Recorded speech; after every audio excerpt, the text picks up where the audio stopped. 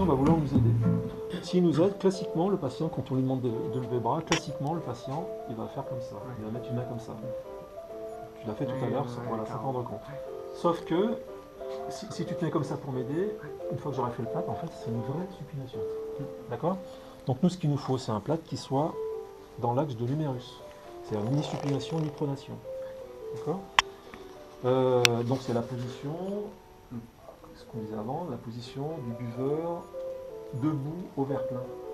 Alors je dis debout parce que si je suis couché avec un verre plein, si je suis couché avec un verre plein, là, il est plein le verre, il ne renverse pas. Par contre, quand je me redresse, ça fait une vraie supination.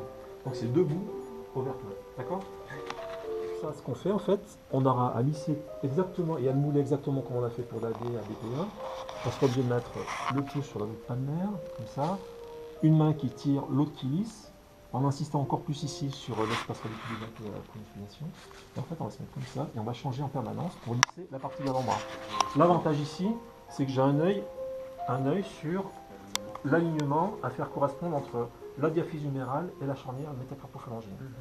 En exagérant ici, je me mets en face, je sais que je suis à peu près dans l'axe, donc je n'aurai pas ni de supination ni de pronation. Ici, si je vois ici, ça sera une supination, c'est évident, parce que l'axe va comme ça, l'axe de son humérus va comme ça, donc les deux axes sont comme ça, ils ne se correspondent pas, donc ça, elle est hyper importante pour son confort. Imaginez-vous avec un BAB, avec une rectitude, comme ça se fait dans plein de services, même au 13e, où CHU font des BAB avec des rectitudes. Se servir d'avoir une vie quotidienne avec un BAB en rectitude, c'est vraiment l'angoisse. Le petit souci aussi, c'est qu'il va falloir éviter le risque majeur, c'est le syndrome de Volkmann. Donc décompression sur les muscles de l'avant-bras. Je ne vous ai pas dit aussi qu'une supination ou une pronation, ça se traduit par une douleur des muscles de l'avant-bras. Donc c'est pour ça qu'on l'évite. Non seulement c'est plus pratique pour la vie quotidienne d'être dans l'axe, et en plus de ça, ça évite les complications de compression. Donc nous, ce qu'on veut éviter, c'est le syndrome de Volkmann. Donc on va éviter d'avoir une compression, d'être trop serré au niveau des muscles de l'avant-bras, et puis d'avoir une compression au niveau du passage des nerfs ici, les vaisseaux. D'accord? Donc on va laisser un espace vertueux. Donc on part du deltoïde, on fait deux circulaires, pour le coup un peu constrictives, pour éviter que ça me baille trop.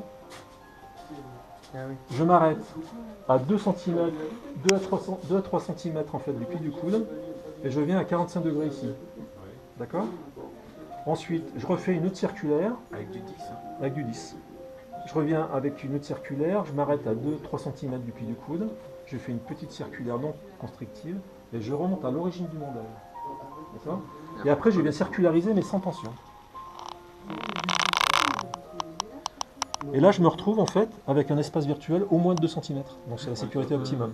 Non, Du coup, en résumé, les deux clés du BAB, c'est la bonne position, donc dans l'axe, l'articulation radiocarpienne qui est dans l'axe de l'humérus. Donc pour ça, il faut se mettre dans l'axe direct. Et ensuite, la technique du haubanage pour éviter la compression. de sécurité. Et ensuite, c'est le reste, c'est la même chose ensuite que l'antébrachial.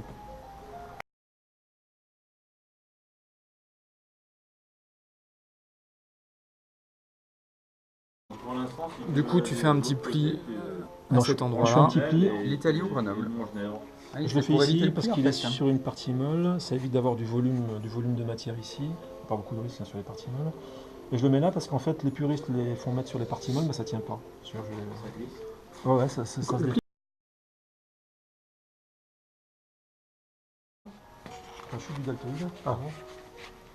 Je viens jusqu'à 2 cm depuis le coude, 2 à 3 cm. Je viens à 45 degrés. Je refais une circulaire, je m'arrête à 2 cm, 3 cm du pli du coude. Et je remonte. D'accord? Et ensuite, après, je remplis, en fait, je comble. Avec les photographes. Alors, à la fin, ça fait des plaques qui ne sont pas forcément très... Je tiens un peu le pouce. J'ai les deux bras qui viennent là. Et normalement, je ne devrais pas trop être loin du deuxième pli palmaire. Donc, je sais aussi. Voilà, on peut y aller? Bon, je commence par deux circulaires, je suis un peu constrictive. Je descends, je viens faire l'arrondi, je pars bien du haut, je viens faire l'arrondi. Je passe cette partie du haut. Je fais une circulaire, je la contrains pas trop, je remonte, et après je viens meubler. Je lisse au fur et à mesure. Sans contraindre.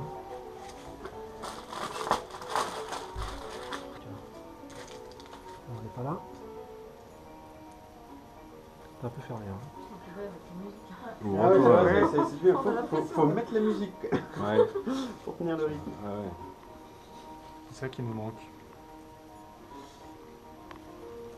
C'était une règle. Ça peut faire rien.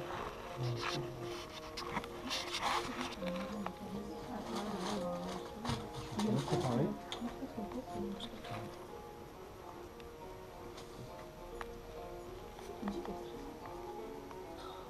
Non, pas Là, il est en flexion palmaire un peu. Je vais la mettre. Ouais. après, comme ça. C'est attendu. Ouais.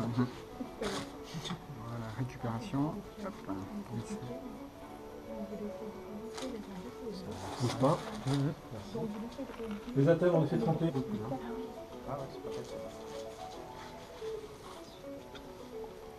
Voilà, et maintenant ça va être que du moulage. Voilà, du moulage. J'ai un œil sur l'axe humérus et de la charnière métacarpophalangienne. Je fais la petite flexion dorsale. Il est pas très beau par contre.